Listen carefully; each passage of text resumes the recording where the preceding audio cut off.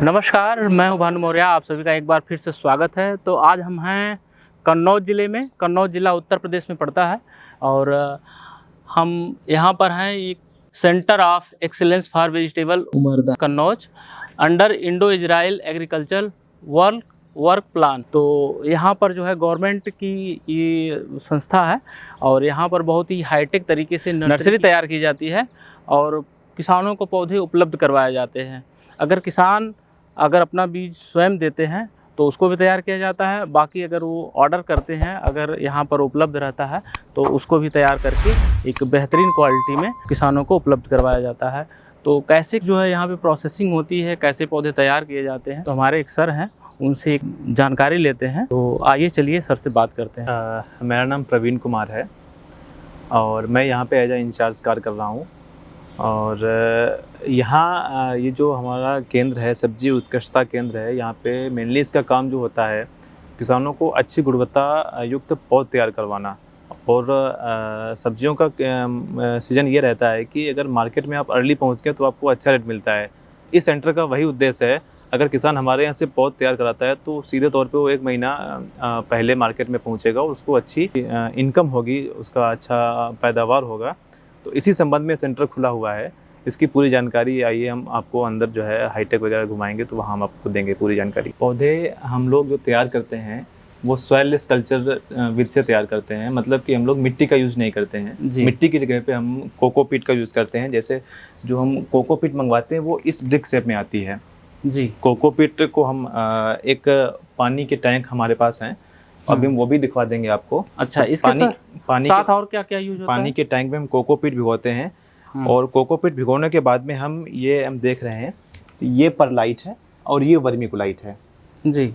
ये हम कोकोपीट के साथ में मिक्स करते हैं और इसका जो रेशियो रहता है वो 3:1:1 रहता है। मतलब कोकोपीट 3 भाग रहेगा, 1 भाग आपका रहेगा परलाइट और 1 भाग वर्मीकुलाइट। ये हम लोग बाल्टी से नाप लेते हैं तो उसका इक्वल बन जाता है।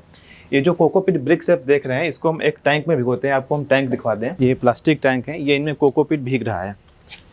ये कोकोपीट भीग रहा है। एक टैंक में लगभग हम 3 ब्रिक डालते हैं, उसको पानी से हम पूरा फिल कर देते हैं और ये लगभग 2 घंटे में फूल के पूरा टैंक हमारा बराबर हो जाता है। इस पूरी प्रक्रिया में लगभग 2 घंटे से कम भी लगता है, लेकिन प्रॉपर और पर्याप्त पानी देना पड़ेगा। इसके बाद में एक हमारे पास नेट रहता है। कोकोपीट को हम उस नेट पे पलट लेते हैं। अच्छा। इसका पानी पूरा लीच हो जाता है। फिर समरसेबुल वाले पानी से एक बार हम कोकोपीट को फिर से उसका वॉश कर लेते हैं ताकि वो बिल्कुल नीट एंड क्लीन हो जाए।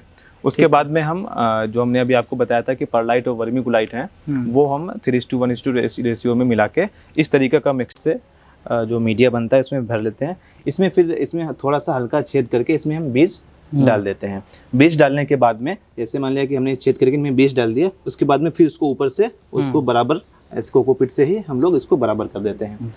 बराबर करने के बाद में जो आप ये सफ़ेद ट्रे देख रहे हैं, ये ट्रे इसमें सेट हो जाती है। आपको हम दिखा दें,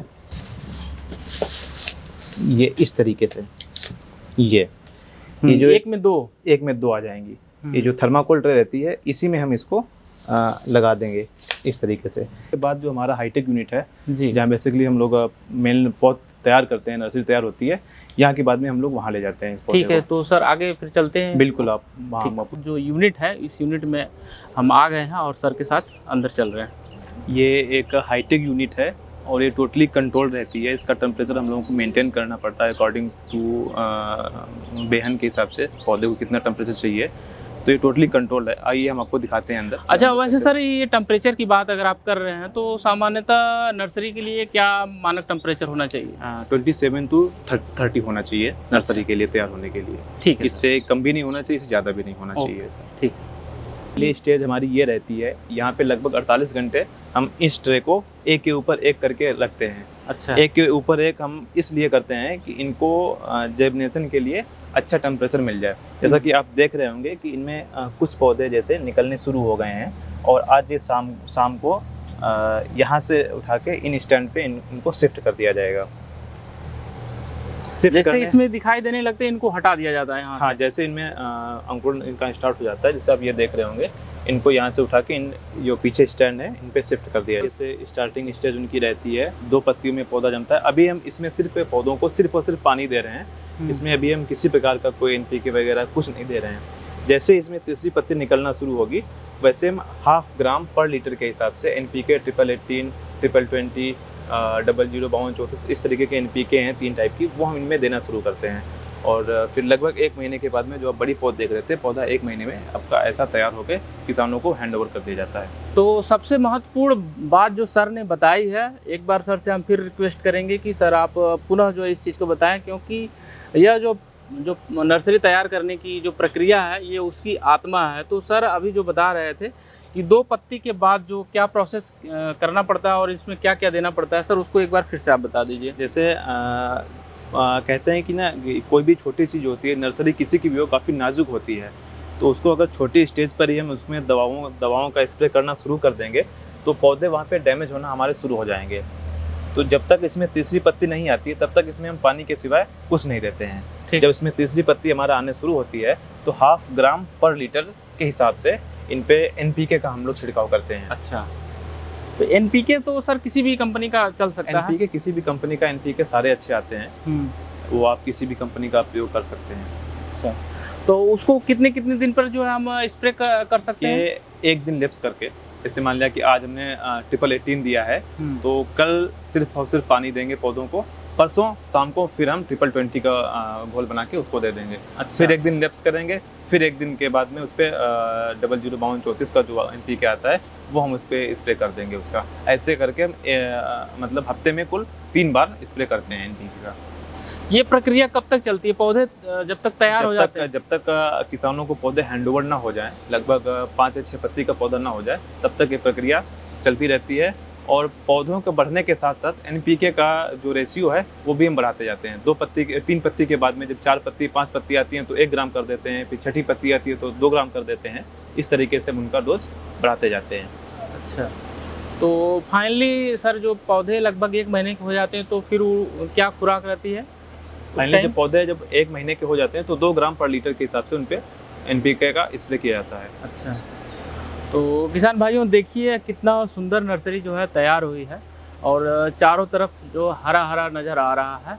और सबसे बड़ी बात यह है कि बहुत ही हाईटेक तरीके से इसमें तैयार किया जाता है, किसी प्रकार की कोई बीमारी नहीं आ सकती। और इसको बचाने के लिए ज़मीन में देखिए जो गिट्टी होती है, जो RCC में जो पड़ती है, ये पूरी तरह से इसमें नीचे डाल दी जाती है ताकि ज़मीन से इसका संपर्क न हो पाए और पौधे किसी प्रकार से जो है संक्रमित न हो पाए और आप लोगों को एक अच्छा बेहतर पौधा मिल पाए। इसका भी विशेष रूप से ध्यान दिया गया है और ज़मीन से काफ़ी हाइट पर इसको स्टैंड बनाकर रखा हुआ है।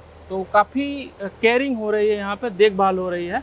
और इस टेम्परेचर को मेंटेन करने के लिए ये बड़े बड़े कूलर लगे हुए हैं जो इसके अंदर जो गर्मी ज़्यादा जो तापमान हो रहा है उसको ये मेंटेन करते हैं। तो अभी देखिए इस पे जो पानी जो दिया जाता है वो सब भी पूरा ऑटोमेटिक है।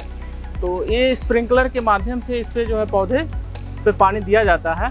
तो इसको सर कितनी बार चलाया जाता है दिन में? इसको आवश्यकता अनुसार चलाया जाता है। जैसे टेम्परेचर जब ज़्यादा हाई होता है तो पौधों पे ना तो ज़्यादा पानी होना चाहिए और ना ही उसको ड्राई रखना होता है, क्योंकि जब टेम्परेचर हाई होता है अगर पानी पौधों के पास ज़्यादा रहेगा तो पौधों में एक गलन वाली समस्या पैदा हो जाती है। अच्छा, तो गर्मियों में खासकर हम लोगों को विशेष ध्यान देना पड़ता है कि पानी ना तो ज़्यादा होने पाए और ना ही उसमें वो सूख रहा हो। मतलब एक जो लिमिट होती है उसी लिमिट के हिसाब से हमको देखना पड़ता है। तो उसको समय समय पर सर आप आके चेक करते होंगे? उसको हर आधे घंटे पे आके हम खुद जो है नर्सरी में उसको चेक करते रहते हैं और इसी के माध्यम से जो पानी का जो हम दे रहे हैं इस पे बूम की विध से, इसी में हमारा जो टैंक बना हुआ है वहीं में हम NPK उसमें घोलते हैं। उसी टैंक में वो 1000 लीटर का टैंक है, उसी में हम उसके रेशियो के हिसाब से उसमें NPK घोल के पौधों को दे जो देते हैं। ये हमारे सामने जो इस समय दृश्य दिख रहा है ये इसमें दवा भी मिलके स्प्रे हो सकता है? आज तो इसमें सिर्फ पानी है। अच्छा, आज पानी जा रहा है। कल इनमें जो है NPK दिया जा चुका है, आज इनमें सिर्फ पानी का स्प्रे हो रहा है। कल पुनः इसमें फिर NPK का स्प्रे होगा। तो एक चीज़ और सर, यहाँ से अगर पौधे मंगवाने हों तो कैसे कैसे क्या प्रोसेस है उसके बारे में थोड़ा बता दीजिए। प्रोसेस 2 तरीके के हैं, या तो हमसे आप तैयार करवाएं या किसान अपना स्वयं का बीज देता है। अगर किसान स्वयं अपना बीज देता है तो किसानों के पास हमारे कॉन्टैक्ट नंबर हैं, वो हमसे कांटेक्ट करते हैं कि फला डेट में सर हमको इतना पौधा ये भी जो भी चाहिए हम आपको बीज दे देंगे। तो उनको यहाँ आने की ज़रूरत नहीं होती है, वो अपने नज़दीकी पोस्ट ऑफिस जाके जो भी उनका सीड रहता है उसको आप इस स्पीड पोस्ट हमारे सेंटर के नाम से कर दीजिए। 3-4 दिन में हमारे यहाँ उनका सीड आ जाता है और उनका जो है उसी डेट में बुआई होके उनको 1 महीने में पौधा हैंडओवर किया जाता है। दूसरा ये रहता है कि अगर किसान चाहता है कि हम ही उसको पौध तैयार करके दें, तो उसको 50% का अमाउंट जमा कराना पड़ेगा स्टार्टिंग में। तो उसके लिए उसको फिर स्वयं सेंटर पे आके उसकी रसीद कटवानी पड़ेगी। उसके बाद में फिर उसका सीड सोइंग का जो प्रोसेस है वो शुरू कर दिया जाता है। तो कांटेक्ट नंबर क्या है सर? मेरा कॉन्टैक्ट नंबर है 7376984764। ठीक है, तो इस नंबर पर बात भी हो सकती है, व्हाट्सअप भी कर सकते हैं? ये व्हाट्सअप नंबर भी है। आपको अगर सीड तैयार करवाना है, किसी भी किसान भाई को सीड तैयार कराना है, आप हमसे संपर्क कर लीजिए। तो आपको यहाँ आने की ज़रूरत नहीं है, क्योंकि शायद काफ़ी दूर दूर के भी किसान जुड़ सकते हैं, तो आने जाने में काफ़ी दिक्कत रहती है। तो हमसे फ़ोन के माध्यम से आप संपर्क कर लीजिए। मैं आपको व्हाट्सएप पे अपना एड्रेस प्रोवाइड करा दूंगा इस सेंटर का। 3 से 4 दिन में हमारे यहाँ सीड आ जाएगा, आपका उसी डेट में सीड सोइंग हो जाएगा और 1 महीने में आपको पौध हैंडओवर कर दी जाएगी। इसके अलावा तो किसान भाइयों, सर ने बहुत ही अच्छी जानकारी दी, बहुत ही बेहतरीन जानकारी दी और अच्छे ढंग से उसको समझाने का प्रयास भी किया। तो इसके लिए सर को हमारी तरफ से और हमारे जो तमाम किसान भाई जो हम इस वीडियो को देख रहे हैं उनकी तरफ से सर आपको बहुत बहुत धन्यवाद। धन्यवाद। ठीक।